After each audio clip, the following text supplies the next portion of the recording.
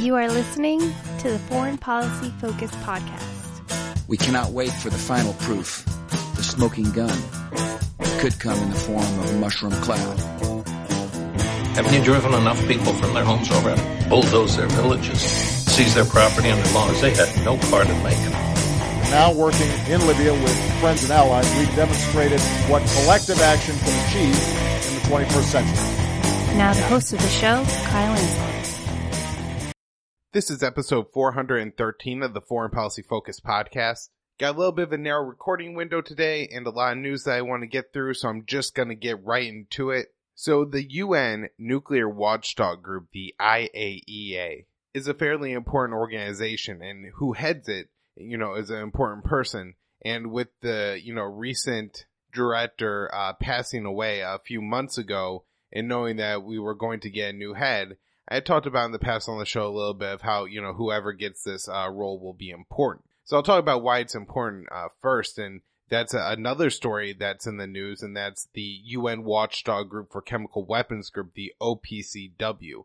Caitlin Johnstone has a couple pretty good write-ups on this, and I'm going to link to one in the show notes page. But basically, what she points out, there's now been 2 whistleblowers on the report the OPCW put out about the alleged chemical weapons attack in Douma.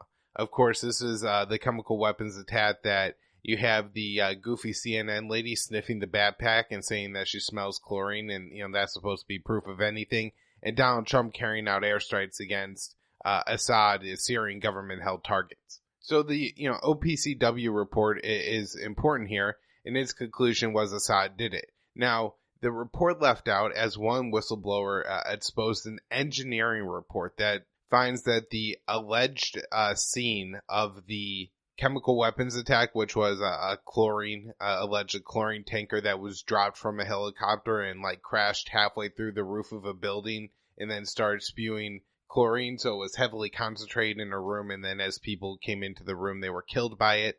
What they find is that I guess the hole was put there and then the canister was put there made to look like it was dropped out of a helicopter, but that's not actually what happened. That this whole scene was staged. And so if the scene was staged, then that's a pretty obvious, conclusion that you can't really say this is definitely a Assad chemical weapons attack. Now, even other OPCW reports have had flaws in them, or just the way the evidence was presented. Again, with the Khan Shaykhun report in 2003, and this is a point Will Porter makes on the show frequently and very well. The OPCW has, just as a little footnote, that, people started showing up to the hospital before the alleged chemical weapons attack happened, but really buried it in the report. And so these are ways that these watchdog groups can be misleading. And so who heads those watchdog groups is very important. We know that back in 2002, U.S. Then I don't think he was quite ambassador to the UN yet. I think he had a different role in the Bush administration. John Bolton, threatened and pressured the head of the OPCW to, have different findings and to not enter into some kind of monitoring group in Iraq. So the Bush administration, the neocons there, could just go ahead and push through their war. This has included the threatening of the children. So having somebody, in the role here in the IAEA is important. If the, U.S. were to make a nuclear agreement with North Korea, the IAEA would monitor it. And so if they're, lying or distorting or hiding evidence like the OPCW does, it could cause that agreement to fall apart. The IAEA monitors the Iran nuclear deal. And, at the time, it was strong, and they concluded time and time again, Iran was following the deal, and, they had really good inspections and everything in place to make sure this was happening. And so, I'm not a big fan of the UN or anything like that. But as far as it goes, it seems like the IAEA, the nuclear watchdog group, is very important and does good work. And so now, if there's a head of this group that's going to manipulate it, that could be concerning. The new guy's name is from Argentina, and Rafael Grossi, so I'm going to pronounce it Grossi, and he was apparently supported by the U.S. in Brazil, mainly in that there was some other competition from the former head's right-hand man, but he was basically, outvoted. So, in the days to come, hopefully somebody will write a couple profiles on this guy and I can learn a little bit more about him and, if he's possibly corrupt or just more favorable to the U.S. Does he have any hawkish tendencies towards Iran? Was, statements he has made in past about Iran?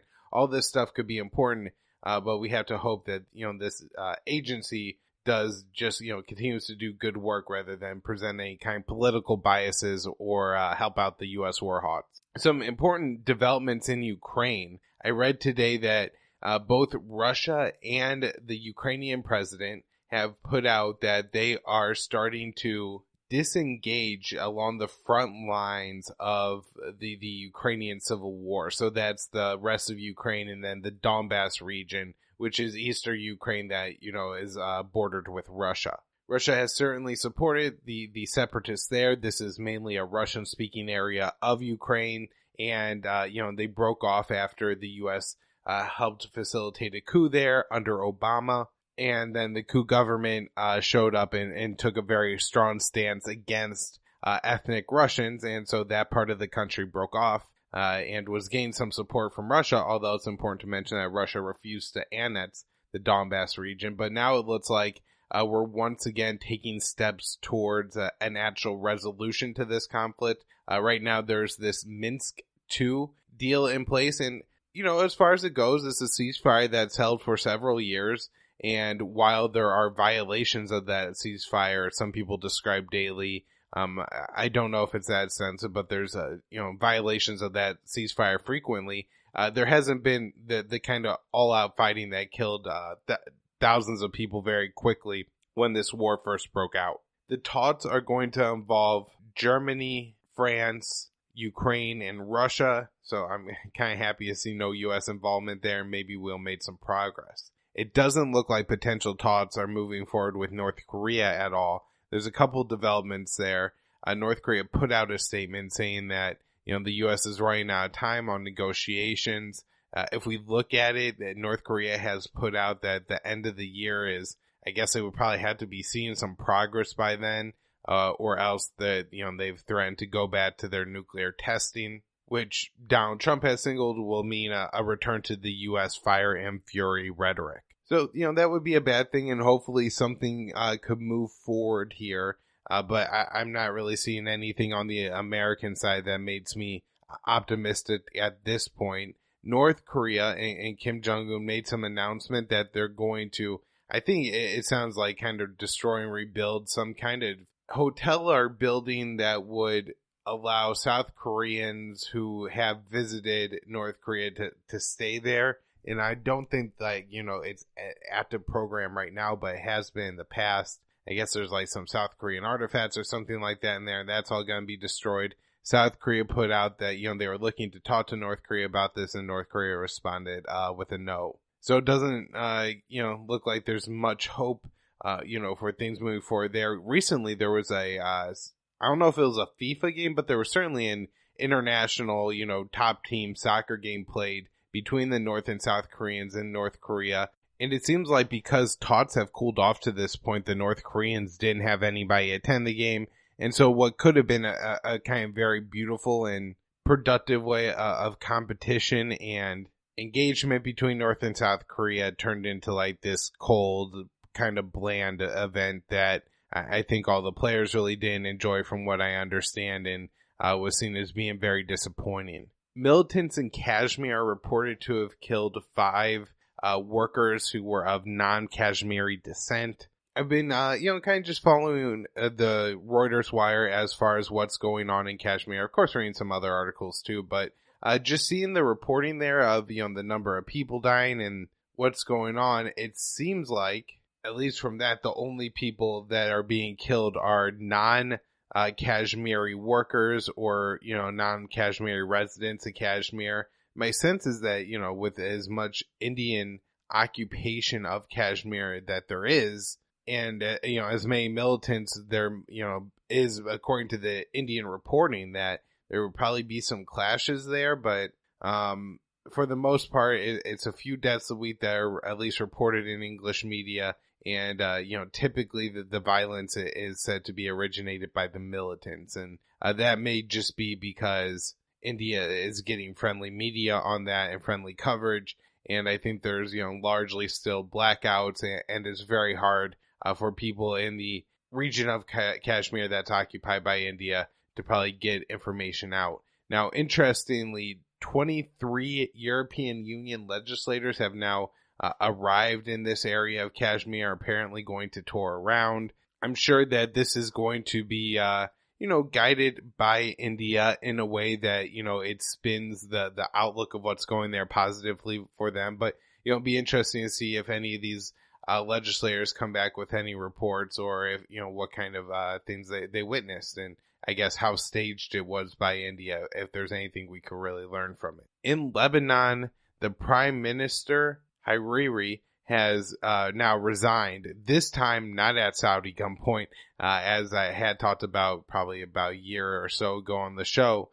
This Prime Minister of Lebanon was actually kind of kidnapped by Mohammed bin Salman as he was rounding up people in the royal family and seizing more power, and told Hariri to resign because he was not taking an aggressive enough stance against Hezbollah. But now it seems that it's not the Saudi prince that's causing this guy to step down, but rather the people of Lebanon who are out in the streets protesting. I don't understand the dynamics of Lebanon well enough to say, if this protest is being supported by what regional actors, or if it's, really a popular protest of people being, unnecessarily poor and without jobs because of state corruption and all that stuff. So the deal made between Russia and Turkey, I guess, had required all the armed Syrian Kurds to be out of that 30-kilometer safe zone along the Turkish and Syrian border up until, I guess, Monday or Tuesday,